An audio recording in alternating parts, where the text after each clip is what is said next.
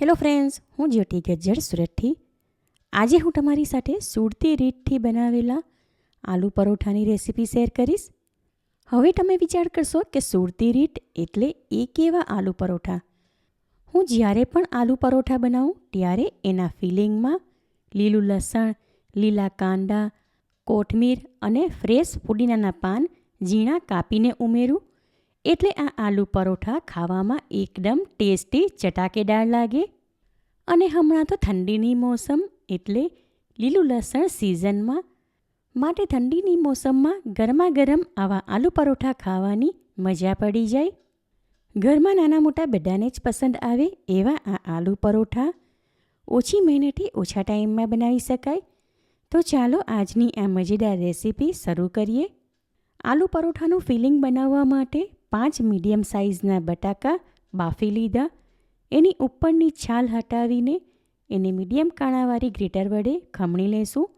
બટાકા આ રીતે ખમણી લીધા હોય એટલે સારી રીતે મેશ થઈ જાય, એમાં એક પણ આખી ટુકડી ન રહે. હવે આમાં અડધો કપ ભરીને ઝીણા કાપેલા લીલા કાંદા અને અડધો કપ ભરીને ઝીણું કાપેલું લીલું લસણ ઉમેરું છું. સાથે આમાં 2 ટેબલસ્પૂન જેટલા ઝીણા કાપેલા ફુદીનાના પાન અને 1/2 કપ જેટલી ઝીણી કાપેલી કોથમીર ઉમેરું છું. હવે આમાં 2 ટીસ્પૂન આદુ મરચાંની પેસ્ટ એટલે કે આદુ મરચાંવાળો લીલો મસાલો, 1 ટીસ્પૂન ભરીને ગરમ મસાલો, અડધી ટીસ્પૂન ચાટ મસાલો, 1 ટીસ્પૂન ભરીને લાલ મરચું અને સ્વાદ પ્રમાણે 1 પ્લસ બીજી અડધી એમ ટોટલ 1/2 ટીસ્પૂન મીઠું ઉમેરું છું. હવે બાફેલા બટાકા સાથે દરેક લીલોતરી અને મસાલા બધું સારી રીતે મિક્સ કરી લઈએ. ફિલિંગમાં મસાલા તમે તમારા ટેસ્ટ પ્રમાણે પ્લસ માઇનસ કરી શકો, કારણ કે અમને થોડા તીખા ચટપટા આલુ પરોઠા પસંદ, માટે મેં આમાં એ પ્રમાણે મસાલા ઉમેર્યા. હવે ફિલિંગ તૈયાર છે તો આ ટાઈમ પર એકવાર ટેસ્ટ કરી લઉં છું. ફિલિંગ એકદમ ટેસ્ટી ચટપટું છે. તો હવે થોડું થોડું હાથમાં લઈને એમાંથી આવા મીડિયમ સાઇઝના ગોળા બનાવી લઈએ. તૈયાર કરેલા ફિલિંગના ગોળા હમણાં એક ડીશમાં ગોઠવીને મૂકું છું. જેટલું ફિલિંગ હતું એમાંથી આવા એક સરખા 9 ગોળા બન્યા, એટલે કે હવે આલુ પરોઠા પણ એટલા જ બનશે. પરોઠાના બહારના પડ માટે ઘઉંનો લોટ પહેલાં જ બાંધી લીધો હતો. રોટલી બનાવવા માટે જેવો લોટ બાંધીએ બિલકુલ એવો જ આ લોટ બાંધી લીધો. લોટને એકવાર સારી રીતે કેળવીને એમાંથી લુવા કરી લઉં છું. જેટલા ફિલિંગના ગોળા છે એટલા જ લોટમાંથી પણ મીડિયમ સાઇઝના 9 લુવા કરીને ગોળ કરી દીધા. પરોઠા વણીએ ત્યારે વિખેરવા માટે ઘઉંનો કોરો લોટ લીધો અને પરોઠાની ઉપર નાખવા માટે એક નાની સાઇઝની વાડકીમાં 1 ટીસ્પૂન જેટલા રેડ ચીલી ફ્લેક્સ લીધા. હવે પરોઠા વણવા માટે લોટનો એક લુવો કોરા લોટ વડે કવર કરીને લઉં છું. એમાંથી નાની સાઇઝની જાડી રોટલી વણી લઈએ. હવે આ વણેલી રોટલીમાં બરાબર વચ્ચે ફિલિંગનો ગોળો મૂકું છું.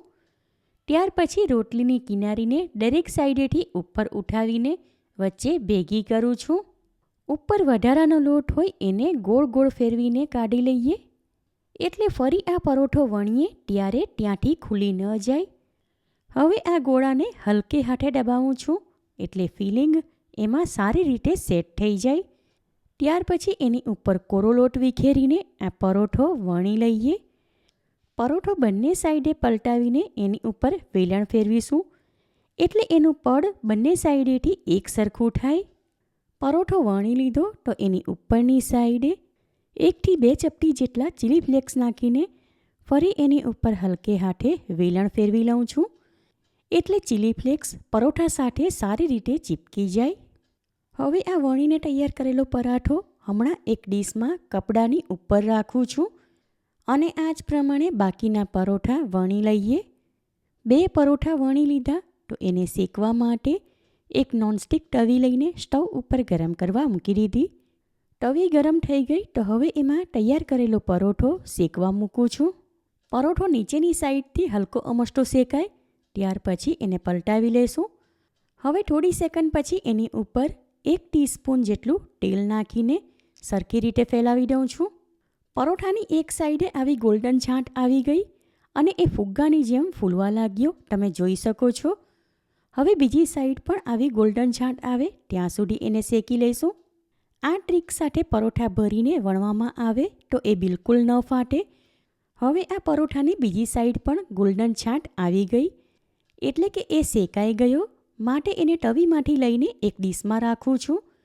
ત્યાર પછી આ જ પ્રમાણે બાકીના તૈયાર કરેલા પરોઠા પણ શેકી લઈએ. બધા જ પરોઠા વણીને શેકી લીધા અને દરેક પરોઠા ફુગ્ગાની જેમ સારી રીતે ફૂલ્યા હતા. ઠંડીમાં ખાવાની મજા પડી જાય એવા ગરમા ગરમ સુપર ટેસ્ટી આલુ પરોઠા તૈયાર છે. ગરમ ગરમ આલુ પરોઠા મનપસંદ ચટણી, ટોમેટો કેચઅપ અને દહીં સાથે પણ ખાઈ શકાય. એકવાર આ રીતે તમે લીલોતરીથી ભરપૂર આલુ પરોઠા બનાવશો તો ગેરંટી સાથે કહું, ઘરમાં નાના મોટા બધા જ વખાણ કરીને ખાશે. આલુ પરોઠા સવારના નાસ્તામાં ખાઈ શકાય, છોકરાઓને લંચ બોક્સમાં આપી શકાય અને સાંજના ટાઈમ પર ખાવા માટે બનાવવામાં આવે તો બીજી કોઈ આઈટમની જરૂર ન પડે. માટે આ રેસીપી તમે જરૂરથી ટ્રાય કરો. તમે મારી રેસીપી ક્યાંથી જુઓ છો અને કેવી લાગી એ કમેન્ટ કરીને જણાવો. પસંદ આવી હોય તો વિડીયોને લાઈક અને શેર કરો. ચેનલ પર નવા હોવ તો સબસ્ક્રાઈબ કરીને બાજુમાં આપેલા બેલ આઇકન પર ક્લિક કરો એટલે આવનાર દરેક નવી રેસીપીઓની જાણકારી તમને મળતી રહે. ફરી મળીશું એક નવી રેસીપી સાથે. Eat healthy and stay healthy.